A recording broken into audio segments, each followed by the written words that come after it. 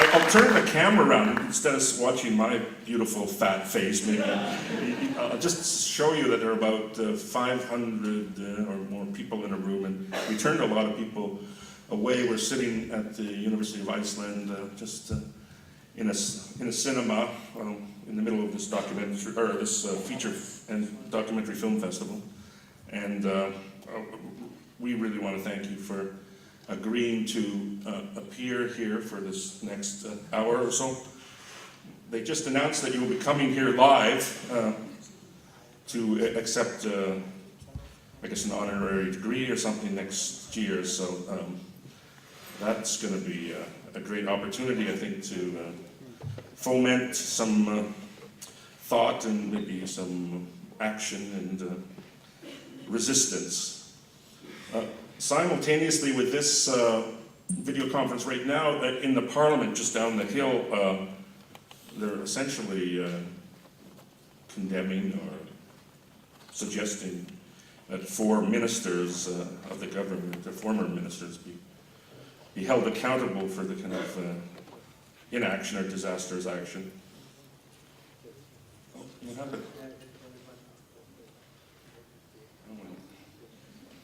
Lost in cyberspace.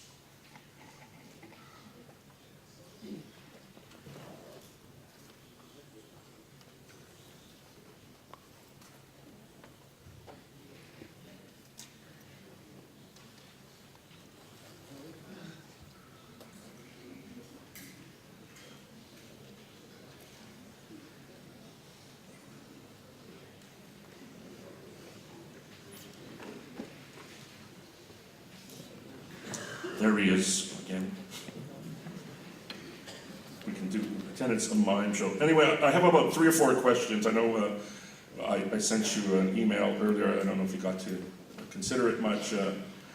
For the next half an hour or so, we can go through a few of those. We just had finished a panel with some activists and direct action activists and environmentalists and academics talking about things such as the economy and academic freedom and some issues, and we're going to continue that after you have been with us.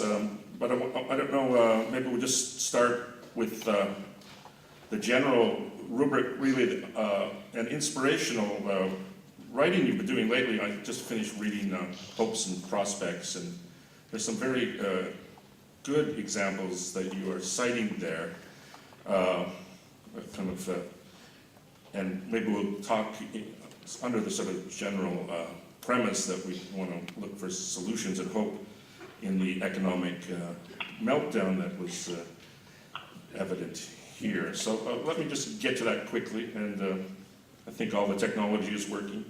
And just a few more formal questions. In light of the kind of near collapse of the Western economic system, where can citizens generally, I guess, in your country, mine in Canada, and here find hope? What alternatives do you think we should be building? What can Iceland and Icelandic people learn from what's happened? They were here in force in the streets of outside Parliament for early part of last year, and the government did resign here. It seems like that story hasn't been told in any way in kind of dominant media of North America or Europe as a kind of good example for what can happen. What lessons can we take from that, or what should we be doing to rebuild hope? Well, Iceland was kind of an extreme case of a pathology that spread in the United States and much of the industrial West. Parts of the world were fairly immune from it, East Asia and a couple others, because they just didn't go along with the doctrines. But there was, since the 1970s, basically, there has been a sharp shift in the nature of the economy in the United States and also Western Europe. I'll concentrate on the United States, but it's not much different elsewhere. There's been a shift towards sharply increasing the role of finance in the economy, and correspondingly hollowing out industrial production. Now, it's not that it ceases, it's just that the same corporations produce abroad, Mexico, China, now Vietnam, and so on. These are two parallel processes. The share of corporate profits by financial institutions has zoomed since the 1970s from a few percent to maybe a third or more today. Meanwhile, the manufacturing section, which is the core of any functioning economy, has either stagnated or declined. For American workers, in fact, for the majority of the American population, considerable majority, real incomes have essentially stagnated, pretty much stagnated since the 1970s. Working hours have sharply increased. They're now well beyond Europe, in fact, beyond Japan. Benefits, which were never very great, have declined. Social indicators, general measure of health of the society, tracked economic growth, as you'd expect, up until about 1975. After that, the two curves separate. Economic growth is actually slower, but there's some, and social indicators declined back to the level of maybe 50 years ago. In the midst of this, there are repeated financial crises. So there were essentially no financial crises to speak of up until the mid-70s. The New Deal regulations, which had been instituted under extensive popular pressure in the 1930s, pretty much controlled financial speculation.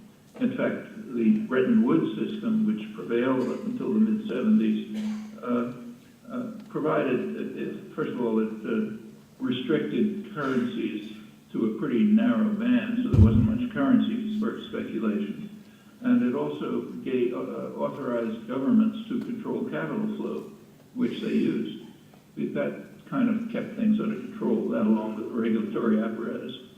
From the late 70s, especially through the Reagan-Thatcher years, all of this was dismantled even more under Clinton, all under the mythical theory that what are called the efficient markets hypothesis. Basically, markets work perfectly efficiently if you leave them alone. And rational expectations theory assumes that people are not only rational in their decisions, but have essentially infinite information. Some of the main theorems on which this is based assume that an individual can make rational choices on the basis of information about things that are going to happen indefinitely far in the future. All of this is complete myth, and it repeatedly collapsed. There have been, since the Reagan years, repeated financial crises, not just in the United States, but elsewhere, mounting in intensity. So Reagan, there was a big one in 1987. Reagan left office a year later, leaving a huge crisis, the savings and loan crisis. That was patched up. Clinton had a kind of a growth period, but based on sand. It was based on a technology bubble which burst around the year 2000. Then we go off into this last decade with a huge bubble in housing. Somehow economists and the Federal Reserve didn't seem to notice that housing prices were departing radically from trend lines that are essentially a century old. Well, of course, it collapsed. That's housing alone is an $8 trillion loss in the United States. And for individuals, that meant that most of their savings were gone. People have been able to keep up incomes during this period of stagnation, 30-year period, essentially by debt.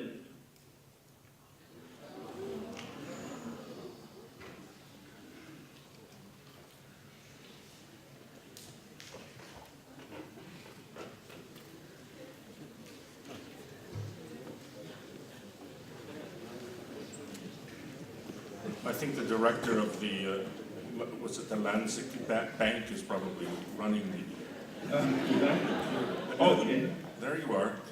I was just calling the local techie. No, I think we're back here. But, okay. I was just saying probably one of the board of directors of the local, one of the local banks here is in control of this information flow or lack of it, but we'll march on. Yep. Okay, well, what I was saying is that during this period, this essentially neoliberal period of financialization, relying on markets, mythical ideas about market efficiency and rational expectation. During this period, there have been heated crises. There's been stagnation of real incomes for most of the population, and people have kept going by increasing debt and by asset inflation, that is, relying on bubbles. The most recent is the housing bubble, $8 trillion of fake wealth, and that's where people put their money for retirement, for college education for their children, and so on. That's all gone. As far as the productive system is concerned, in manufacturing in the United States, unemployment is at the level of the Great Depression, 1930s, and the jobs aren't coming back. I mean, not under current conditions. They're being shipped abroad, and where it's cheaper, and you don't have to worry about environment and working conditions and so on. Well, for the population, that's pretty much a disaster. I mean, it's not third world level poverty, but it's very severe. And the population is reacting with a lot of anger and fear and lashing out and seeking somebody to blame, blame illegal immigrants or whatever. Along with, there's also a rise of kind of demagogic, extreme right propaganda, which is something pretty frightening in its character.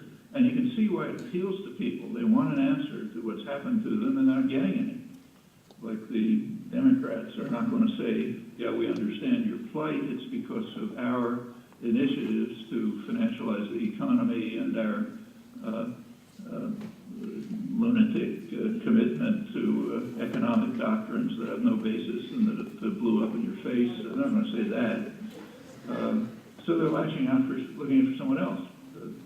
It's a little bit reminiscent of late Weimar Germany, when people lost faith in institutions, in the parties, in the parliament, and sought some sort of an explanation, and somebody came along and gave it to them, named Hitler. The problem is the Jews and the Bolsheviks, and we can overcome that and recover our national glory and so on, and well, we know what happened then. I don't want to draw too close an analogy, but there are some similarities.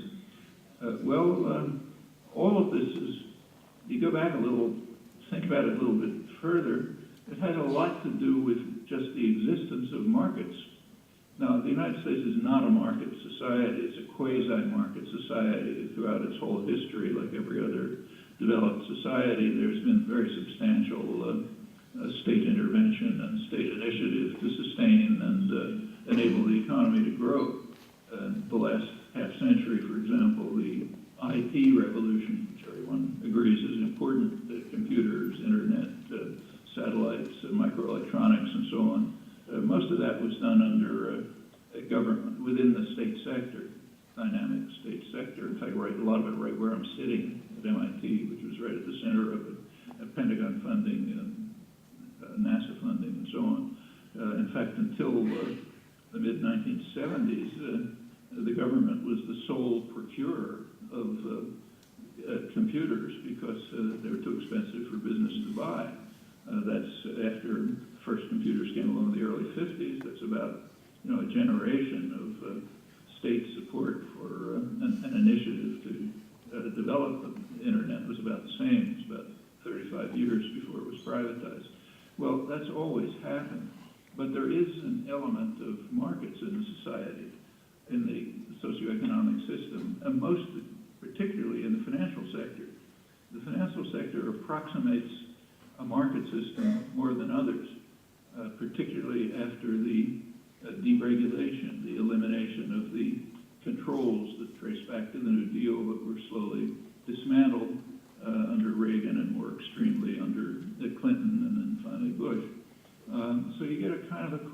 market, something approximating a market system. And in markets, there are some well-known so-called inefficiencies of markets, inherent ones. One of them is that the participants in a transaction disregard what are called externalities, that is, the effects on others. So you sell me a car, let's say, we may make a good deal for ourselves, but we don't count in the cost to others. And it's real. Pollution, congestion, accidents, all sorts of things. And spread over a lot of people, those externalities can be quite large. But you and I don't take them into account when we make that exchange. In the financial system, the lack of attention to the externalities, the crucial one, is what's called systemic risk. So suppose Goldman Sachs makes some transaction. It looks out for itself, but it doesn't take into account the possibility that the transaction that it's making may, for example, bring the whole system down. It may have a systemic effect. And that's inherent to market systems. And of course, once you move more and more towards them, you're going to get more and more of this. Now, there's nothing novel about this. There's nothing unknown about this. In fact, you learn it in elementary economics courses. There were few economists like David Felix, John Eatwell, Lance Taylor, well-known economists who kept pointing out that the current system is built on sand because it's ignoring systemic risk, which is going to crash it, which has happened over and over, and just happened recently in a massive fashion. That lies behind that's a core factor that lies behind the current crisis, and it's now recognized. So you can read in the economics literature, well, we have to do something to build in controls over systemic risk, except nothing's being done. Those effects are magnified by perverse incentives, which have to do with the political power of concentrated economic, mostly financial power. That has led to many government programs which exacerbate the problem. One of the main ones now discussed quite a lot because it became so obvious is the government insurance policy to financial corporations, which is called too big to fail. So, for example, if Goldman Sachs or Citigroup or Bank of America make very risky loans, investments, and hence make a lot of profit, they can pretty much ignore the fact that it all may crash, the house of cards may crash. Because if it does, the government will step in because they're too big to fail and will rescue them.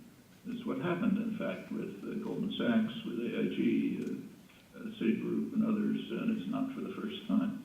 Well, that encourages executives to take risk, short-term profit, and not worry too much about the long-term outcome.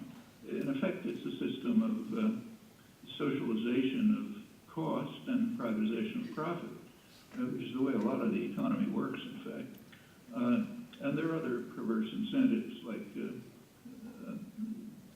rules that permit corporate executives to pick the panels that give them their salaries. One of the reasons why corporate managerial salaries in the United States are way beyond comparable societies like Europe or Japan. It's not that the CEOs and the managers are any more efficient, it's just they have techniques to raise their own salaries, and that's not small. Managerial compensation is a large component of profit of financial and other organizations. Well, all of the, and then on top of that is the fact that built into markets is the property that you have to pay attention to short-term gain and disregard the long-term consequences. If you don't do that, your competitor will drive you out of business. So either you pay attention to short-term gain or you're out and somebody else is in. Not a personal matter, it's an institutional matter. And the short-term gain means ignoring longer-term consequences, and also also ignoring externalities. And that pays off in short-term profits and high payment and stock options and so on. So all of these factors drive the economy towards crisis. Now, there are ways around it. For example, reintroducing a regulatory system of the kind that did limit, in fact, eliminate the serious financial crises for 30 years. Well, okay, that's not a utopian step. I mean, it might be a little different now from what it was 70 years ago, but basically similar things. Eliminating the government insurance policy, say, too big to fail. That's certainly feasible. The big banks, which are way too big, could be broken up.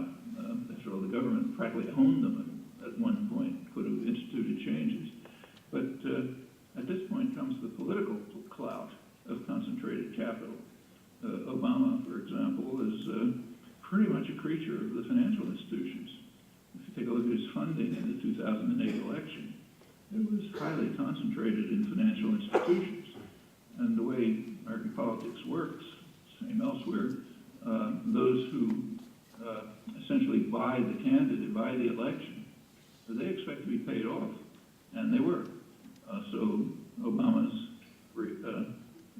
steps when he came into office were, the first thing he did was select as his economic advisors the people who had primary responsibility for the crisis.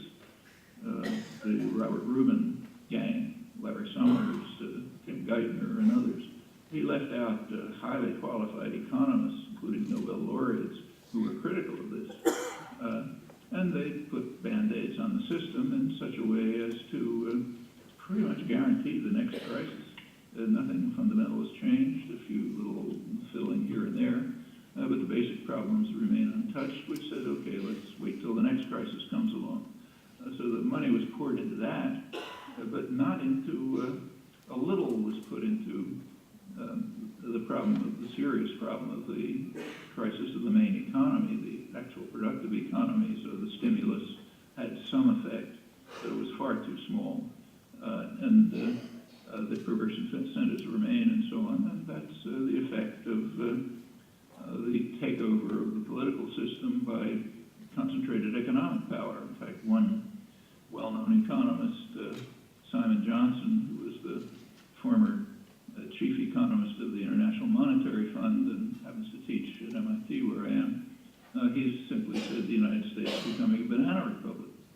It's in the hands of concentration of huge financial institutions, and the political system essentially has to bow to their will, not as a matter of, not as a natural law, but just it's the way the political system functions in our society. So yes, another disaster will come along. Now, there are short-term, there are narrow remedies that are imaginable, like restoring a reasonable regulatory system, eliminating the government insurance policy, insisting on internalizing external costs, making them pay for it. A lot of things like that are kind of within the general framework of the socioeconomic system. But there are much more far-reaching moves that I don't think are entirely out of the question. I think they're just kind of below the surface. So let's take a concrete example. Obama essentially took over the U.S. auto industry. That's the bailout. It meant the government pretty much owned it, could do what it liked. Well, one of the things they were doing, the Obama administration, is continuing the process of closing down plants, say General Motors plants. Well, when you close down a plant, of course that puts the workers out of a job, but it also destroys the community. These communities were mostly built up by the wages of the auto workers, who were able to get fairly decent wages because they did have unions. The unions have since pretty much been destroyed, but during the period when unions were functioning, the workers could get fairly decent wages and working conditions. So, for example, in the 1950s and the 1960s, which were the period of the greatest economic growth in the U.S. economy in history and sustained growth, The growth was also egalitarian. So the lowest quintile did about as well as the highest quintile in increases. And that's largely the effect of the solidarity and power created by the labor organizing. Well, that's very sharply deteriorated. Union's been under very harsh attack, pretty much dissolved in the private sector. One consequence is that the workforce is extremely vulnerable. But let's just go back to closing down the GM plants and destroying the community as well as the workforce. At the very same time that the Obama administration is doing that, Obama was sending his transportation secretary to Europe, to Spain, to use federal stimulus money to purchase, to make contracts with, say, Spanish companies to build high-speed rail facilities in the United States, which the country desperately needs. Anyone who's taken a train in the United States thinks they've gone to the third world. No, there's nothing remotely comparable to Europe or Japan or other industrial countries. It desperately needs high-speed rail. Well, that high-speed rail could be built in those General Motors plants, which are being dismantled. They have skilled workers, they have machinery. We take some conversion, but there's been much more than that. Like conversion to the military production during the Second World War was far more radical. It would mean that the government would have to step in, as it does constantly in the economy, usually for the benefit of the rich and powerful. But that would be an option. And if the government refuses to do it and corporations refuse to do it, the workers could take over the factories and do it themselves.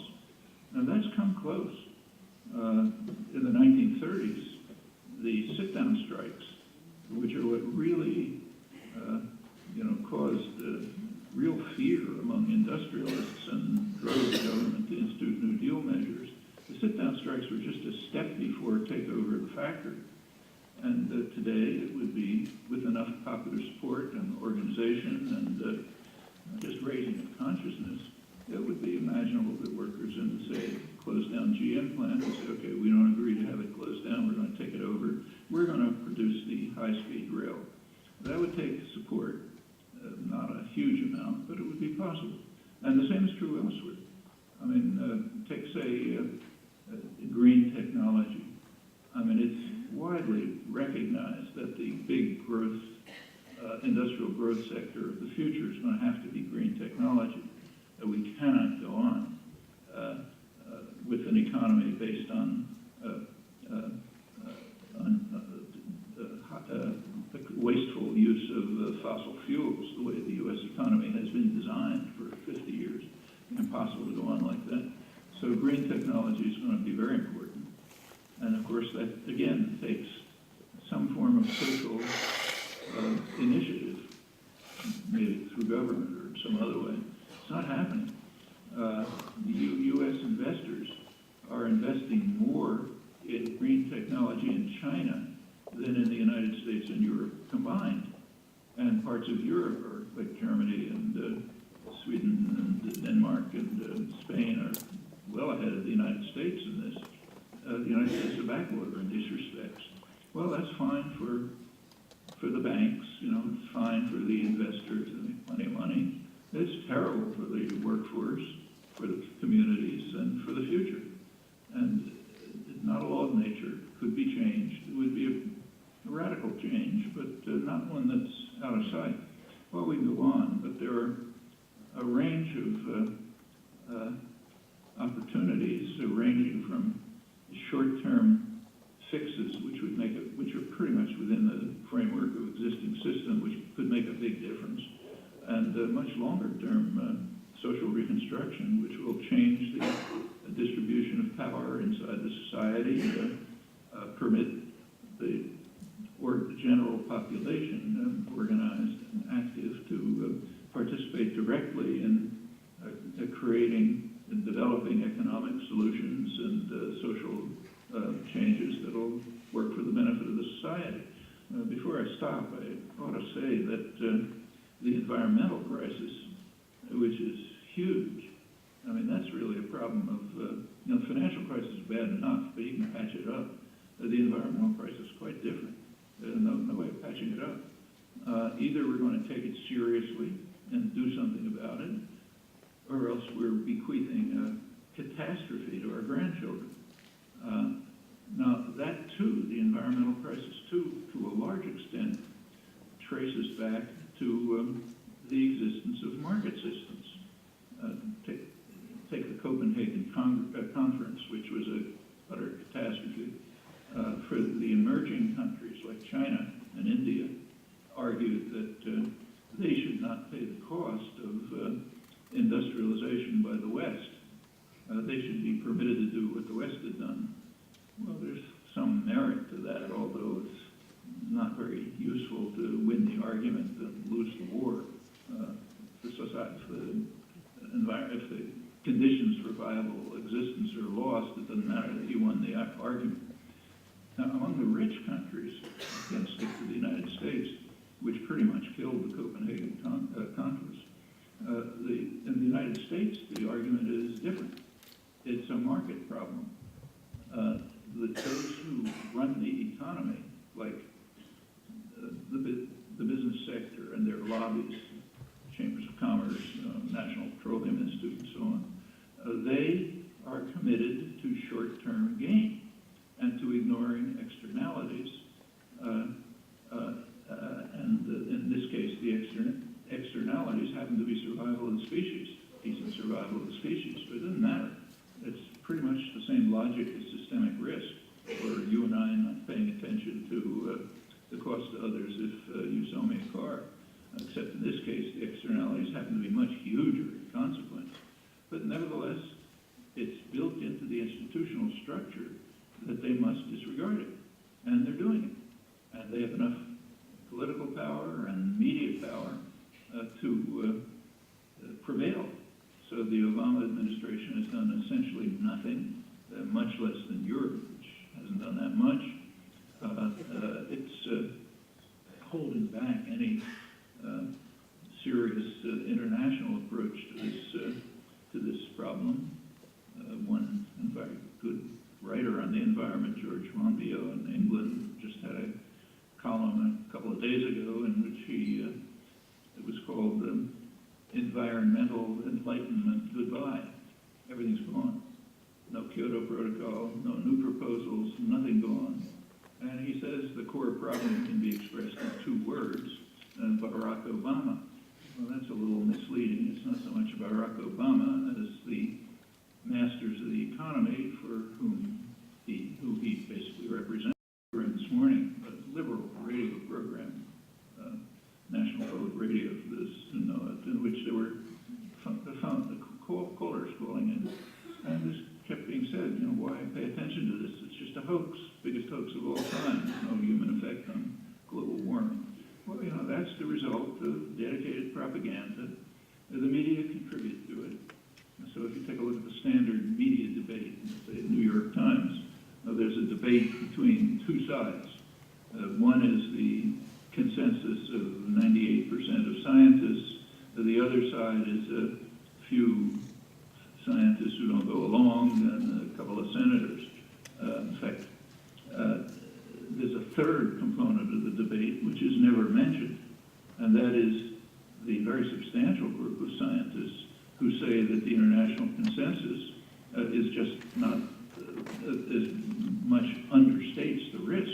Well, they don't enter at all. But the population sees this debate, and what are they supposed to think? They say, well, the scientists don't know what they're doing, you know, can't even agree among themselves, so we'll just go ahead with their lives. And just to give you one instance of the consequences of that, I mean, as you're aware, the Republicans are pretty likely to take over the House and maybe the Senate, at least a good part of it. There are, so an analysis of this, I think there are 48 Republican senators running for office.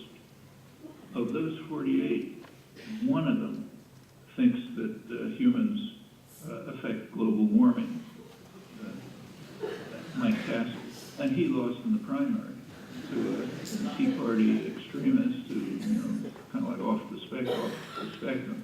So that means 100% of the are science rejectors. Well, the consequences of that for legislation, for popular opinion, are pretty awful, and the general consequences for the world are catastrophic. The U.S. is a powerful country. Nobody else is going to do anything if the United States doesn't.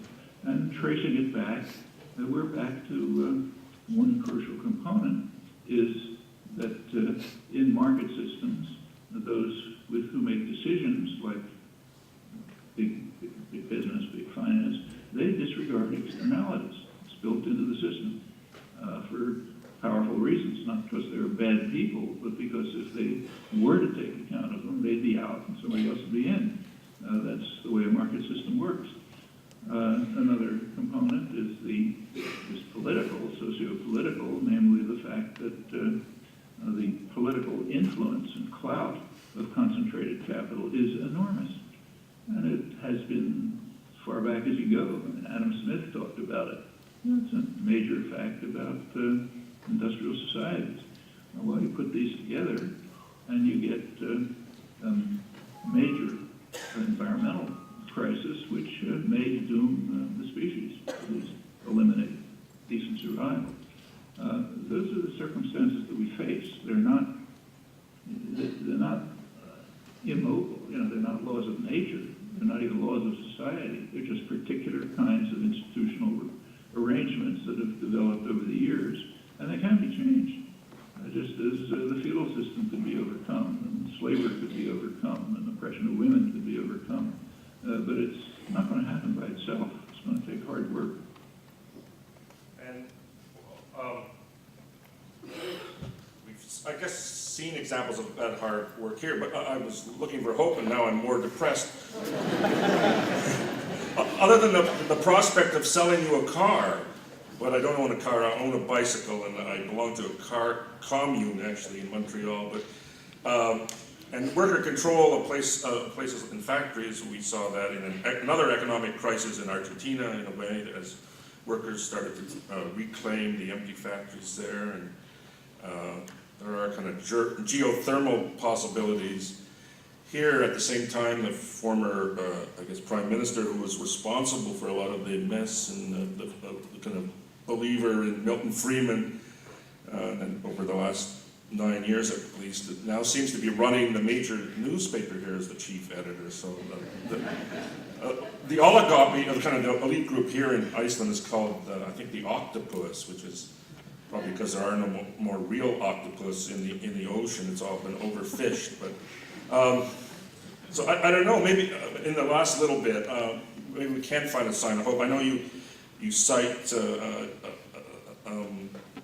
Bolivia as a kind of an example of kind of radical democracy. I don't know if you think the example there might be applicable in other places. It seems to be surviving despite the kind of pressures to disrupt it.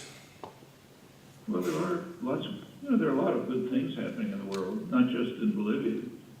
South America in general is, for the first time in half a millennium, is moving towards a kind of independence, towards integration, towards facing some of its horrible internal problems, and falling out of control. The U.S. is quite worried about it and is trying to react. That's a positive sign, not without setbacks, but quite positive. But the same is true in the industrial, say the United States again.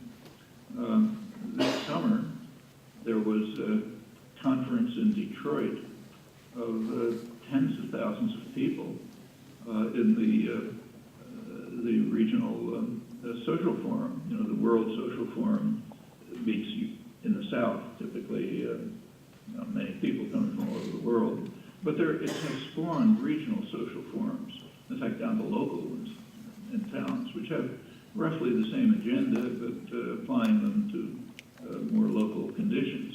Well, in Detroit, there was a national social forum. I think there were 20,000 people there.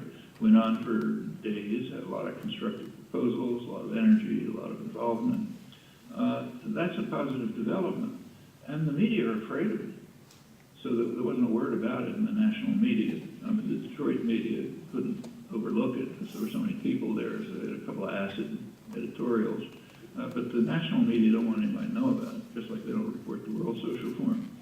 Interestingly, at the very same time, the Tea Party, which is small, relatively affluent, not typical of the population, very well funded by the corporations. At the same time, they had a meeting of 600 people, I think, and that got huge publicity. Well, okay, that's the role of the media. They're not there to serve the population. They have a commitment to their own owners, advertisers, and so on, and just they're part of the educated intellectual community. They have its values. But what took place that wasn't reported is a positive development. Now, there's quite a lot of it. It's scattered, it's unorganized, but if you count people, it's a lot. And it's quite different from the past. If you go back, say, 30 years, 40 years, there was no environmental movement. And now it's substantial, not enough to make a policy difference, but those things take time. The question is, do we have time? In fact, I think there are kind of two trajectories. One is a trajectory that is leading towards disaster, and that's has deep roots in existing institutions that I tried to indicate. The other is a trajectory that's trying to combat it and is increasing. It doesn't have the resources, it doesn't have the organization, of course, has its own alternative media, not the major media, but it has people. And the question is which trajectory will dominate. And I think the fate of the species depends on that. So it's not a matter of optimism or pessimism, no point speculating about it. Rather, it's a question of commitment to make sure that the right trajectory prevails.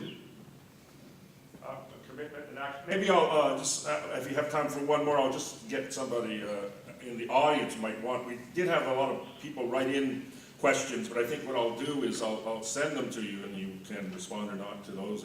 Or when you're coming here, maybe an idea to spawn right now would be to create a kind of Icelandic social forum around when you're coming and organize for 3 days or something. And maybe you could come and talk to them Terrific idea. And it's interesting, when I went out to the place where the first parliamentary democracy was ever organized in the year 930 at Althing Plain, very beautiful United Nations heritage site here. They should take you out there and maybe organize a social forum out there. I can see it, because anybody was allowed to speak there. It was really direct democracy, and there was a keeper of the law, and he had to recite the laws every year, so everybody knew what the laws were, and it was a cultural preservation thing too. So I'll just propose that blindly. Does anybody have like a question for Noam or we'll have a mass song if you want? Yes, over there. You can shout it out. I'll throw it through the line.